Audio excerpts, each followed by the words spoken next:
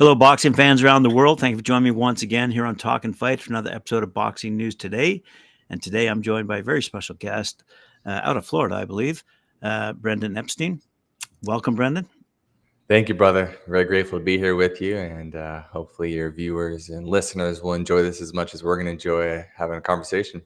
We certainly will. I mean, what was intriguing about the email I received from Ari was not that you'd done some work with Shane Mosley, a pretty famous boxer in his own right, but there were some things that I read there that I thought had application to the boxer in general, whether a young boxer, a veteran boxer, or amateur professional. There were some things that were being said there that triggered something in my mind that I wanted to ask in particular. But before we do that, before we get into the specifics that I have in mind with respect to what you've written about and what you're talking about, why don't you first of all give our fan base an overview, a quick little overview of yourself and, of course, the book that you've written. It's really cool. Yeah, thank you. So I'm a mental performance coach. I've been doing this for around 15, 16 years. And like you said, specifically, I work with a lot of athletes. So I work with professional boxers, UFC fighters, Major League Baseball players, NFL players, really people spanning across professional sports and also business owners, entrepreneurs, people of that sort as well. And really, I focus on high achievers who've ran into the governor. And we've all ran into the governor at some point in our lives where Right. we're starting to try to strive for a higher level of success we've ever had before. And then it's just like this invisible ceiling that we come up against, all right? Or when you're driving a car, a governor is like, you can't go past 100 miles per hour. Right. And so why does that happen? It's because your subconscious is programmed to embody a certain identity. And so what I do is I help you break through those programs to reprogram yourself in a way that you can embody a greater identity. You can go past the governor and you can actually achieve more in your life. And so it's a little bit of magic when it comes down to the work that people are actually doing with me. But in the book, I kind of tell the story of how I learned these skills. I was a football player in college myself. So that's what sent me down this path of learning the mental game and how that applies to performance in sports and life in general. And in the book, I also have the playbook. And so, of course, a lot of what I do is the magic of the one-on-one container I create with my clients. But there is a method to the madness as well. And there's a roadmap that anyone can follow, no matter what you do, whatever you're striving for in life, because the truth is, we're all programmed in a very similar way. We all received our programming in our early years between 0 and 7 years old. We've also received more programming through the most impactful emotional events in our life.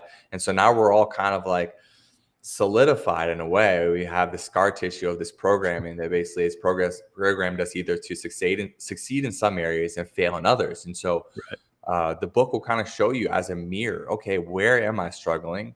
So you can identify those mental blocks and break through them to hopefully achieve more of what you personally desire in your life. So that's what I do with the fighters, and that's what anyone can do for themselves. And so here is my first point of connectivity, if you will. For many, many years now, I've been advising business professionals. What I do here on the boxing show, I do for fun. And a lot of the fellas and gals who help out also do it for fun as well. But the point of the matter is I saw some similarities between when I'm talking to young entrepreneurs about starting new businesses and what is really required. And I saw the similarities between what is also required in a boxer. So that determination that you need to really get to the top, if you will, the courage that you need to believe in yourself and to believe what you have is valuable and will therefore generate a profit or be successful for you, right? And of course, the discipline that you need. You need discipline as not only an entrepreneur, but also an athlete in order to succeed. I'm sure you've experienced that on both sides of the equation as well when talking to both entrepreneurs or executives and athletes. Yeah. Discipline's a funny thing, because where does discipline come from, right? Because if you ask most people about what they want to achieve in their life, most people want good things, right? They want good health, they want good relationships, they want to make good money, they want to do what they love. But then we look at the statistics of how the average person is actually living, and they're not being disciplined. So why aren't they? If they want it, then why aren't they? Are they just lazy? Do they not care as much? I don't actually think that's true. I think what it comes down to is, the programming that they have. They may actually find that there's more pain on the other side of doing the actions, participating in the habits consistently, and getting to where they've never been, right, into the unknown, than to stay where they are. And so that's what people run into all the time is like, I was working with this NFL player, he's a first round draft pick, and he had a lot of pressure with him, right? When a team takes you number one, the fan base has pressure they put on you, the coaches, the management, everyone is like, you need to be this. And for him, in his second year, he was beginning to sabotage himself. He wasn't putting in the work to actually live up to his potential because he was finding that it was more painful for him to get a bigger platform and get more attention because it would mean more criticism, more judgment, right? And so that's his governor turning on. And so for him, someone would have been like, why aren't you being more disciplined with your workouts? Why aren't you being more disciplined with watching film? Like these are all the things that he wasn't really doing like he needed to. And if you asked him rationally, he'd be like, well, I want to, I'm trying. But the truth was that he believed subconsciously there was more pain on the other side of getting this bigger platform and celebrity and getting even more judgment than it was to stay where he was.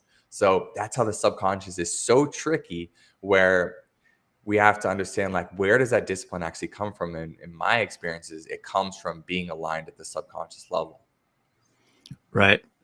And that's where the second point of where I was reading these notes came into play. Quite frankly, a lot of what you had discussed or are presenting involves a team. So whether you have an organization, a company, you have a team to support you. And this is where I was asking specifically myself. I said, well, thinking about it, yes, on one hand, the big boxers out there, the well-known, respected boxers, do have a team in terms of promoters, managers, nutritionists, therapists, and potentially even psychologists who help them prepare themselves to go between the ropes, enter that ring. But for the vast majority of boxers, it's a little thin in the area of team, as I've just described. As opposed to stepping onto the football field or a baseball diamond. You have a team there that you can rely on and support each other in earning that victory. Whereas in boxing and other very few but similar sports, uh, you have to rely on yourself. You're not just your skills and your training, but your belief in yourself in order to take you through those rounds and get you that victory you think you deserve. And so that's why I wanted to ask you, like, what do you see as the fundamental difference there between someone who has to literally walk between those ropes on their own and face that opponent toe to toe solely alone? Yeah. Well, I think that's why you hear so many fighters talk about how they say, fighting is 90% mental, is Right. because they're constantly going to war in a way with themselves to be like, am I going to get up and do this extra run in the morning? Am I going to study film? Am I going to work on my technique? Am I going to am I? Because, yeah, like the NFL teams, they have film sessions. You go in and do it, right? If you're a boxer, especially in the early days when you're coming up, like you have to study the film by yourself. Like Right. nobody's going to force you to do it. It's not a scheduled thing. There's no like organization.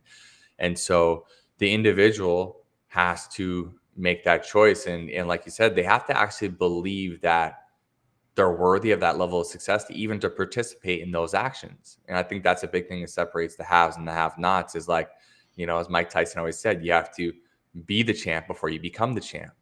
And what that means is like you're embodying the identity of a champion. And so that means you're participating in all the actions that a champion would participate in. And then the byproduct is you go and you finally get your opportunity and you win a championship, but you've been the champion for a long time, even before they actually crown you. Absolutely. Raises an interesting question, a bit of a sidebar I hadn't really thought of, but talking about the difference between those boxers who are enabled with a team to support them, getting up to that level of fight or that level of expertise anyway. What about the younger ones, the ones who don't have, say, the money or they just have to rely on themselves? They're coming off the street.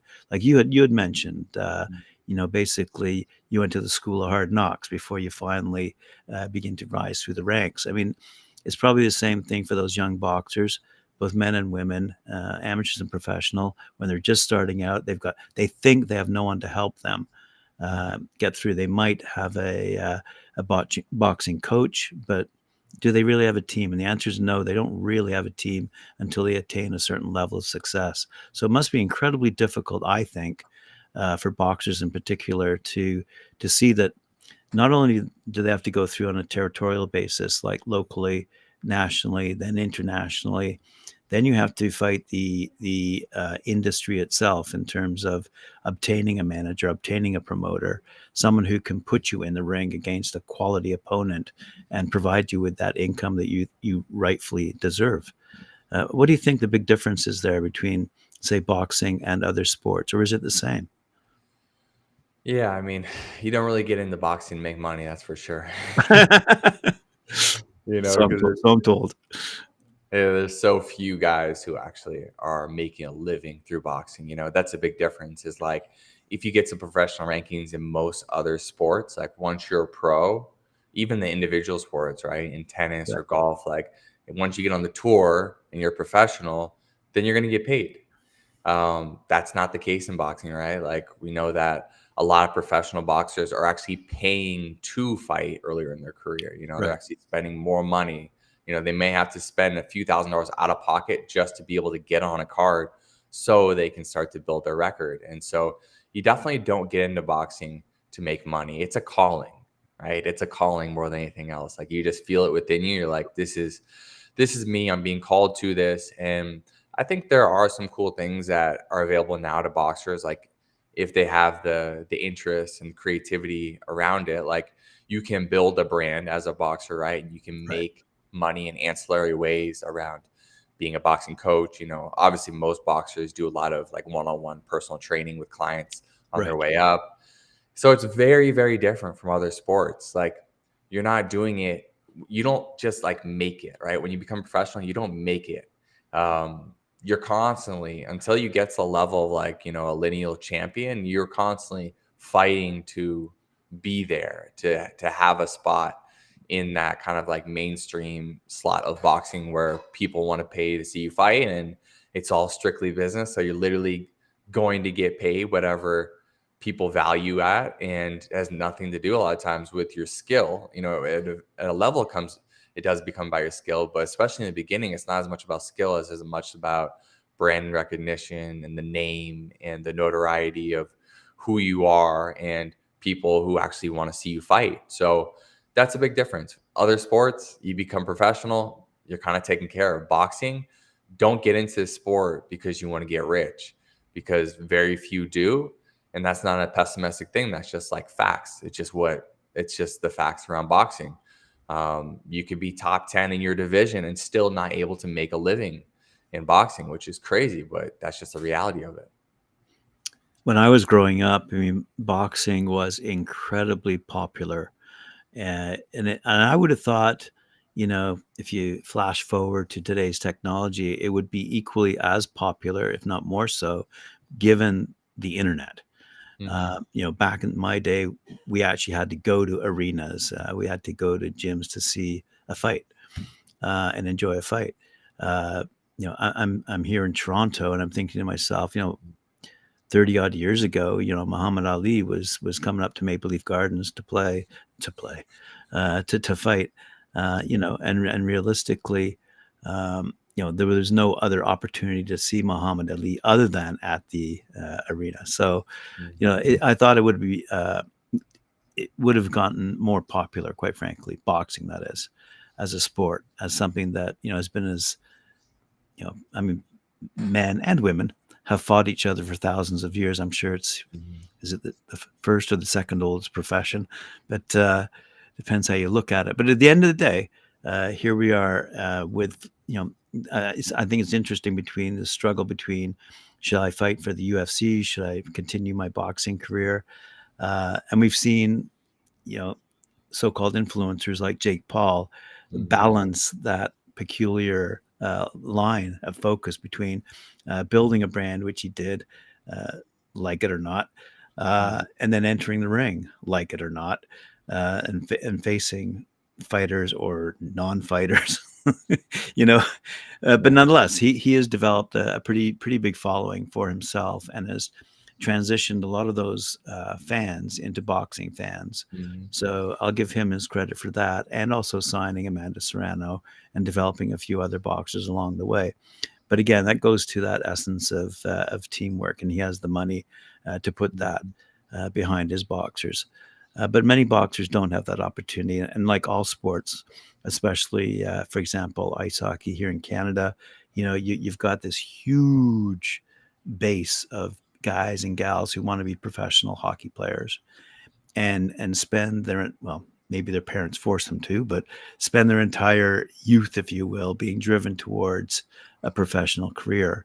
And ultimately, they may not even believe in themselves, quite frankly, but their parents sure do, and pay Mhm. for that belief. And ultimately, they make it to a certain level, but realize, wow, the competition is simply too stiff. I'm not going to be able to make it. How do you uh, suggest to these young men and women that they can make it, that they can break through that level of negativity, facing the competition that they see, that it's all around them? Yeah.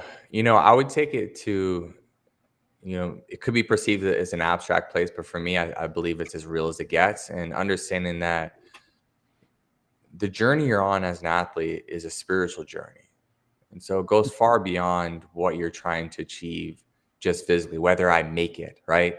We've been programmed, speaking of programming, we're living in society that has all these programs, all these constructs that program us that like we always have to be trying to make it, right? What is the next milestone that I'm going to get to? Whether you're playing in youth and like, okay, I'm going to get into this team and then I'll make it, right? Or maybe I'll get to college and then I made it. And then I get to the pros, then I made it. Well, then I become an all-star, then I make it, right? There's all these different checkpoints of then I made it. So, what I encourage anyone who is feeling the call to pursue sports, whether it's as a fighter or hockey player, whatever it may be, is to understand that your sport is just an opportunity for you to find out who you are through the sport, you know? And I work with a lot of baseball players too, and I speak to them about it. I'm like, this is as spiritual as it gets because, like, if you're a pitcher, it's like every pitch is like, can you let the last pitch die and be reborn in the next one? Right. All right. So that's where I take it is I just want these guys to relax, let go of what they want the next milestone to be, and fully show up and enjoy what's right in front of them right now.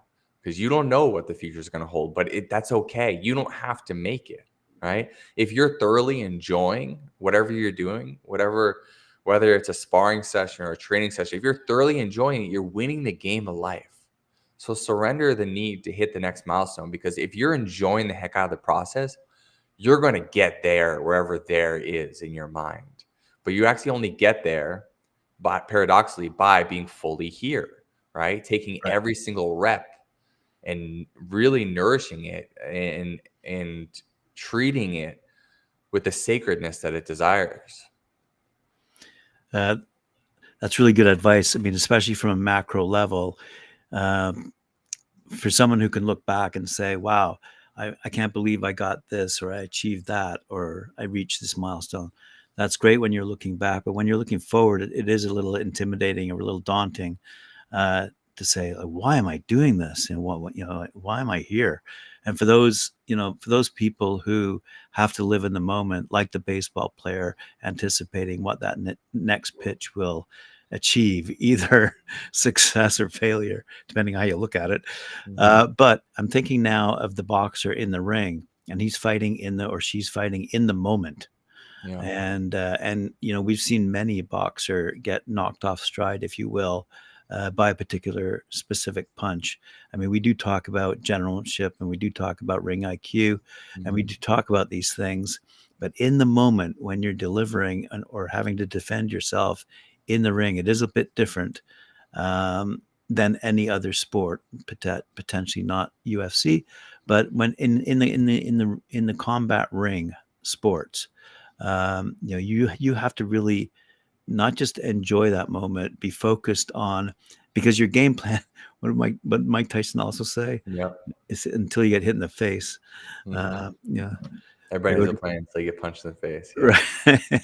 So there you go. So, I mean, at the end of the day, I mean, who knows better than him, who ironically will be fighting Jake Paul soon. But anyway, Yeah. Well, let me speak to that rabbit hole that you're beginning to go down there. Um, I wanted to pick something up from where you're just going before we end that. Where were you just planning to go with that? so there's this macro level of looking back at your successes and saying that this sport was great for me and it helped me achieve this, Okay. help me put me where I am today, type thing. But then Yeah. there's the micro level of being actually in the sport, actually in the ring, actually having to duck, bob, weave, whatever, land that punch, and all of a sudden you're knocked off stride. You Yeah. Yeah. So let me come in here and say that there is an aspect of mental preparation, though, right? So that's part of what these fighters can do to be able to fully own those moments. I have some meditations up on YouTube that are free for anyone who wants to watch them. They can just search my name, Brandon Epstein boxing, and they'll find them. And part of being prepared for those moments when you get caught off, when you get caught, because it happens sometimes, right? Sometimes you don't see the punch coming, is you actually go through this mental preparation of dropping your brain waves down and getting into a meditative state where your brain can't really tell the difference whether you're fighting or if you're in a meditation. And that's what happens when you slow your brain waves down enough. And again, Tyson is someone we can speak about so much because that's what Custody Amato used to do with him. He used to put him into hypnosis, which is essentially just slowing down the brainwaves so you can accept thought and different visualizations. And so you can do that for yourself and you can actually watch yourself, experience yourself getting caught with the punch that you don't see coming. And then experience yourself overcoming that moment of adversity. And it's actually really good for your subconscious to go through this experience many times of encountering something it didn't expect or running into adversity, getting to that uncomfortable position, feeling like, wait a minute, this fight might be over for me. And then being able to go through the mental rehearsal of finding a way by any means necessary to overcome that. And so the mental rehearsal of that can be really productive for all fighters, just so they feel like they've been there before if their back ever, gets up against the ropes. Additionally, uncovering what their greatest fears are. A lot of times fighters try to be such tough guys. They want to say, I don't have fears. But the truth is, they all do because it's a biological reflex to feel fear. And so identifying, well, what are you believing to be true that's making you feel afraid? And a lot of times you find like, oh, well, I'm afraid of getting knocked out, right? Embarrassed, humiliated in front of people, the right. world. And then actually in this visualization, going through the acceptance of it and actually dying and having an ego death of like, okay, if that happens, let's go all the way through it though. Let's go to that worst case scenario of like, it happens. And I go to that place. And by doing that, you actually just release the energy around it because what you resist persists. And it's like, okay, that's a possibility. And you let it go. And it brings you to a state of being able to just fight freely and from this liberated place, knowing that even the worst case scenario, it's okay. You mean as you're lying unconscious on the floor? Is that what you're saying? It's okay. Yeah. I'm in the right Yeah. place. I mean, I shouldn't be laughing. I'm not a lot of laughing. a lot of guys know, a lot of guys go through that, right? And that's it. But you have to go through the ego death because the unknown is scarier than actually getting knocked out for guys. It's the unknown of like, well, what is that going to mean? And to be able to actually go through this experience of having that happen and come out the other side and being like, wait, okay, I survived and it's okay. Even if it may have been something traumatic I had to go through, it's going to be okay. Versus the unknown for everyone, fighters and everyone in general, people are usually way more afraid and paralyzed by the fear of the unknown than even the worst case scenario playing itself out. Exactly. And if you take that one step further, for those boxers who are lucky enough to have the managers, the promotion, the matchmaking teams, all those professionals on board, then you get in that peculiar situation in boxing where boxers are being protected, especially in the loss column. So they go up to like 20-0 within a few years of being professionally managed. So they are tremendously afraid of losing that zero. And if they do, they have to be mentally prepared for that moment. And quite frankly, the boxers that we've spoken to here on Talk and Fight, they do have pretty big egos. They do go into the ring thinking, well, they have to think they're going to win. But if they lose, we call it a learning lesson, not a loss. But the point of the matter is they have to be able to deal with it. And not many of the young fighters have the luxury of either a sports psychologist or someone like yourself, a mental performance coach, who can say to them, "Hey, listen, it's okay. It's where you're meant to be right now, Mhm. and let's just continue down this path. That's what you so choose." Yeah. It'd be interesting to see, like, as the sport expands. Hopefully, it does, but it expands in the areas that it hasn't expanded before, uh, such as your area. And this is what I found intriguing about what you're saying in your book and what you've been talking about. In terms of that mental approach to sports, mental approach, even when we compete in the business world, we compete for the very same reasons. And a lot of us, especially the young entrepreneurs, especially, really need that, not persuasion, but belief in themselves. Mhm. And it's hard for them to argue that they need to go into a meditative state in order to succeed. But the ability to reflect on what has happened is critical to the success they need to achieve moving forward, I think.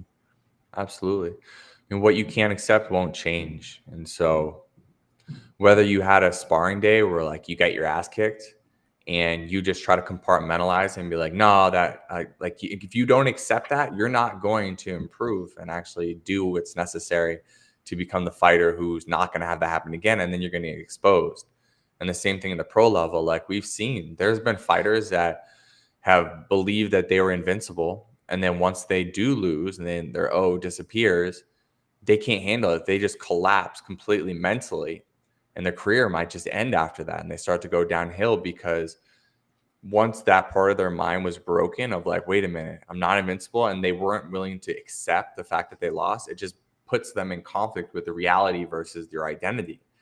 And so in those moments when you do lose, whether it's in sparring or in a professional fight, you have to accept it, because through the acceptance, you get to release it and you get to surrender into the past and then go, okay, like you said, how do I learn from this experience and get better? But if you don't accept it, it's going to keep you in inner turmoil and conflict. And it doesn't matter if you tell anyone, oh, well, it's because this, and this, you make excuses. You know the truth and you will be exposed. Which brings me to Shane Mosley. You use him as an example, quite frankly. Yeah. Um, so how did you turn him around? Like he was on a, I'm not going to say a losing streak, Yeah. but it seemed like he didn't believe in himself anymore, and you were able to do something with him to get him back into the win column. Yeah, 100%. No, he was losing fights that he shouldn't have lost before he started working with me, and he's been undefeated since I started working with him. I believe it was 4 fights ago, starting with Gabriel Rosado. So yeah, I think it was his last 4 fights. And for Shane, it was the same thing as everyone, but it's not unique to him. But it is unique to him because he's a unique dude. But I would tell you that if I were to show you my coaching notes across sports, like it's pretty similar. Most people are encountering very similar things, and so Shane just was lacking the belief of being worthy of being seen in that way, because yeah, I'm sure he'll talk about this more openly at some point, especially as his platform continues to grow and hopefully as he does win a world title this year. Um, like nobody wanted him to fight. His dad was a Hall of Famer, and even very close family members like were telling him like don't fight and putting him down. And when I met Shane, he was like, you think Shane like got a bunch of money from his dad? Shane was living on his boxing coach's couch when I met him. Wow. Like he was not, he never got I mean, he got gifted the opportunity to be around boxing, which was incredible. Growing up around Hall of Famers, like he was exposed to a lot of really cool things boxing wise, but he by no means got any of those like financial gifts for him. Nobody like said, here's boxing, here's a boxing career on a silver platter. Like he had to fight and scratch and claw for everything. And so just the experience of growing up where you're being told not to do something that you're feeling pulled towards will ingrain and program within you, especially at a young age when you're hearing this, that I'm not worthy of this. Right. And so we had to go down through and put him in the hypnotic state and go through that whole reprogramming process of having him fully accept that he isn't worthy so he could release it, surrender that story into the past, and then step into I am worthy, I am enough, I do deserve this, I am a champion. And, you know, I think of these as like broken pieces of code. And he had a lot of broken pieces of code that I had to reprogram with him, which it's not unique to him, like a lot of people do.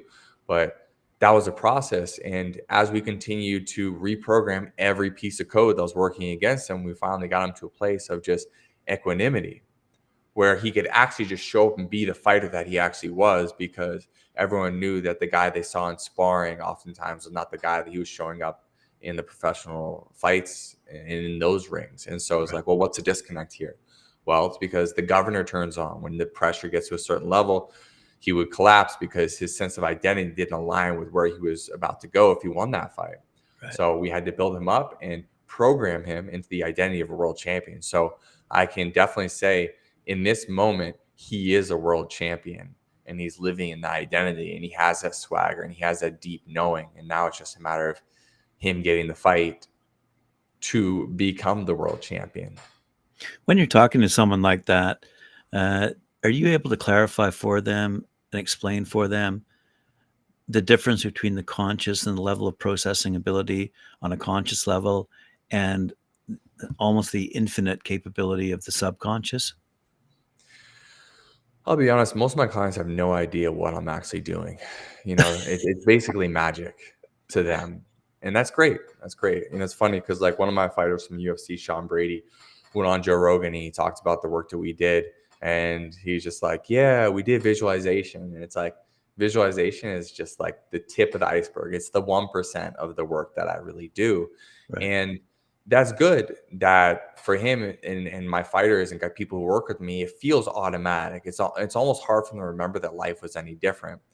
And so the reason it works this way is because we are working at the subconscious level, which is beneath the conscious surface. So I am bringing them into almost a hypnotic state. And so I don't need to necessarily have them understand rationally the aspect of like, hey, we're working at the supercomputer level right here. Like we are reprogramming you from beneath the surface. So when you get back to being constantly aware again, you're not even going to be aware of the programs that were changed within you, but the results will speak for themselves. And the results are you're going to feel confident. You're going to feel present. You're going to feel powerful.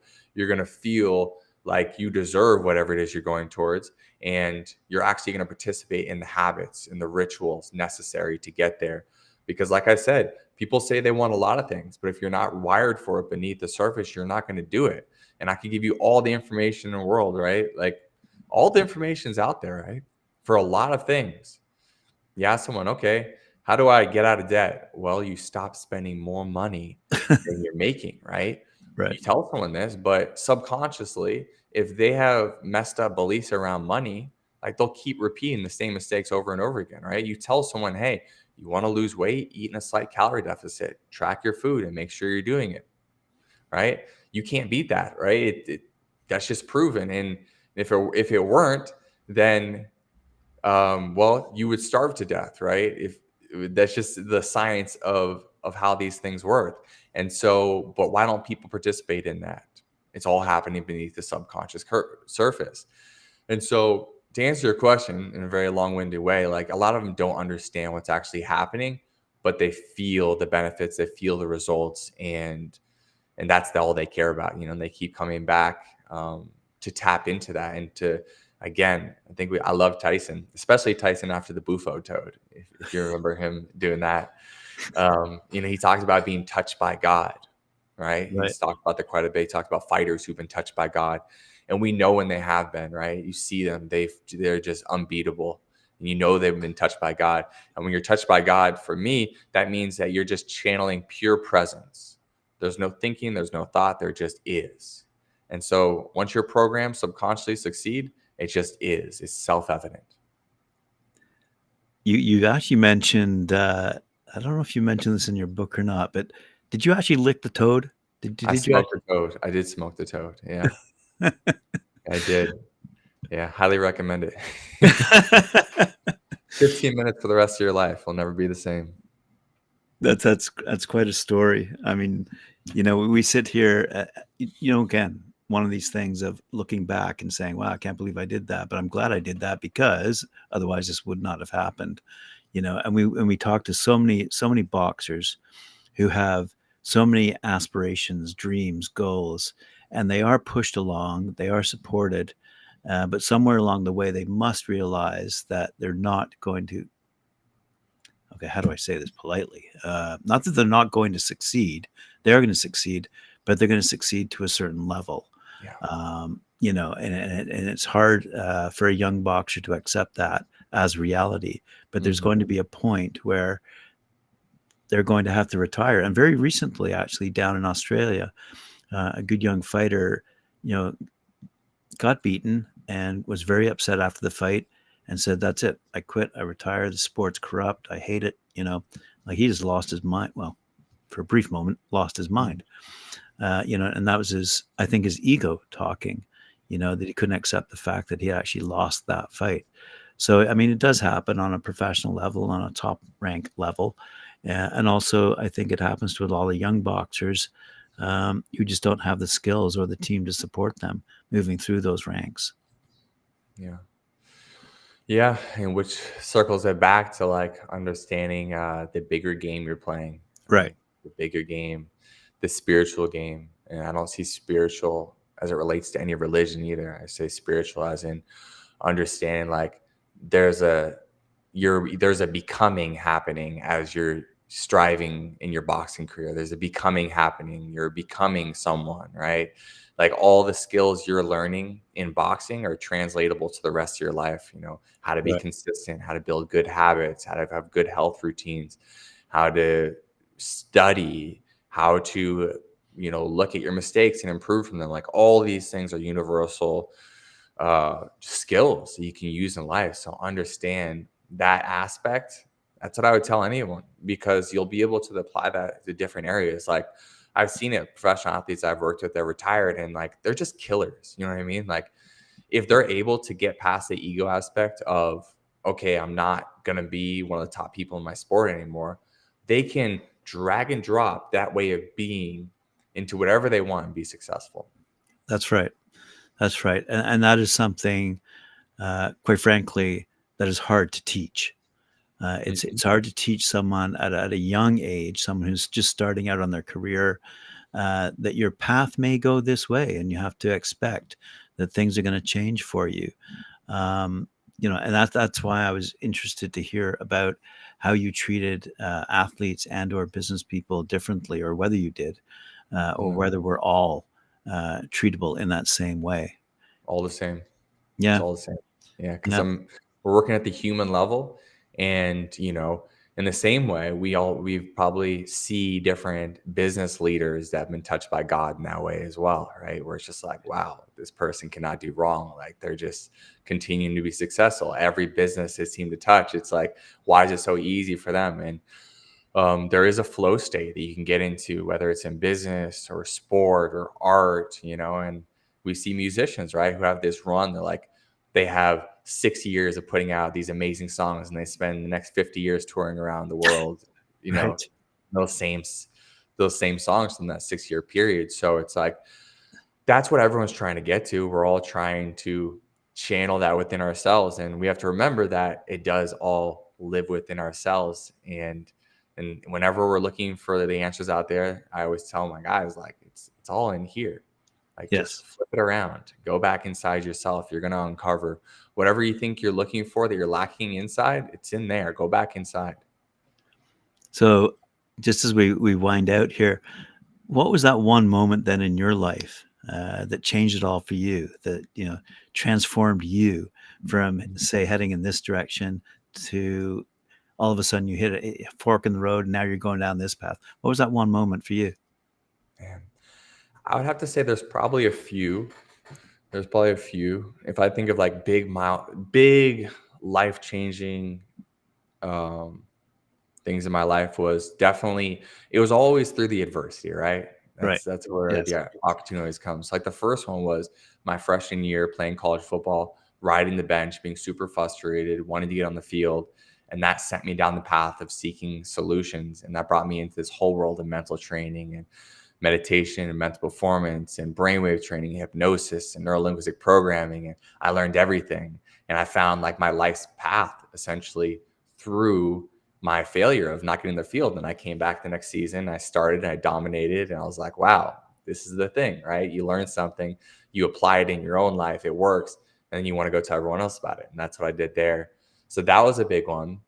And then trying to actually make a successful career out of this, because I learned all the magic outside of the university setting. And even though I created my own degree, the mental aspect of human performance, where I basically had to defend it in front of a panel of professors and tell them, hey, this is what I want to do with my life. You guys don't offer this, but this is it, the Right. mental aspect of human performance. So I created my own degree. There wasn't the classes in university that would actually teach me what I needed to help my clients.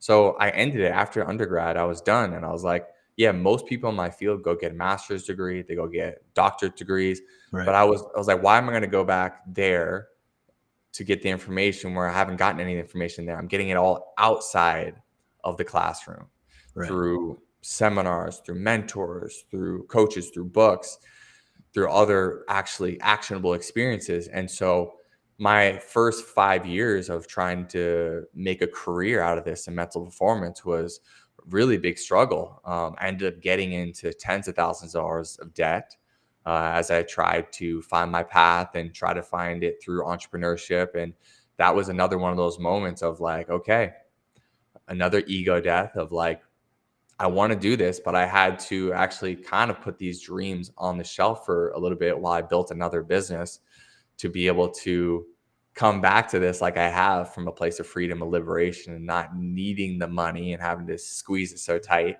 And so that's what I did. And I built a $1 million business, built a big community in the fitness space, and then was able to sell that business and come back here full time and do the mental performance stuff. And I would say the third event that happened around 5 years ago was smoking the Bufo Oliveras toad, the same one that Mike Tyson smoked, because that was my first true ego death, right? Like having to go bankrupt in a company, or, not being a bench player in football, that's an ego death, but it's not a real ego death, right?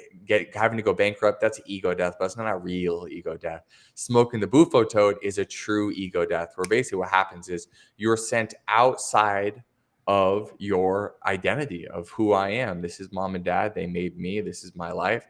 And it was a real hard reset where I got to zoom out and see every bit of programming that made me me. And then I got to make the decision, what parts of these programs do I want to keep with me? And which ones do I want to leave behind? And that eventually led to the book, because it gave me a really nice framework for how I can work with my athletes, my high performers, and helping them reprogram themselves just like I did. So I would say it was like those three big inflection points so far in my life, around 18, around 25, and I guess it was, 18, 25, and 29. So, I'm probably due for one another couple of years. Yeah, that's a great segue as we conclude here. So, what was it like then to put all these experiences down on paper, create a book, pitch the book, get that book published? I mean, that must be a heck of a daunting task as well. Well, process, not just a task. I mean, Yeah. how did you face that? I mean, you knew that could just flop, or Yeah. it could be immensely successful. I mean, how'd you go Yeah, through I that? mean, I really approach it from the long game.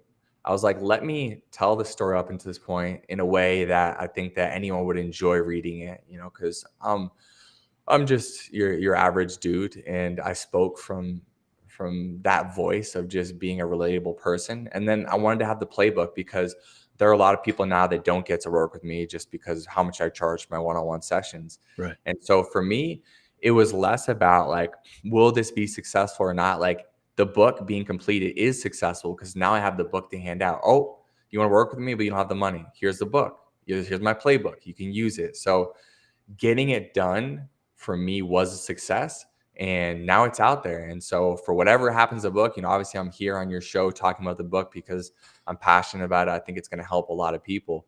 But for me, it really was a success. And even the process of writing it, extremely cathartic, just to reflect back on your life. Yeah, for me, the book is already a massive success. And if it becomes a New York Times bestseller and achieves all those other check marks, that's cool, and all those milestones. But for me, man, I'm just so happy about what I created, and I feel good about that. Yeah, that's awesome. I dropped a link into the YouTube description down below to your website, the BrandonEpstein.com, I believe, simply. Yes, sir.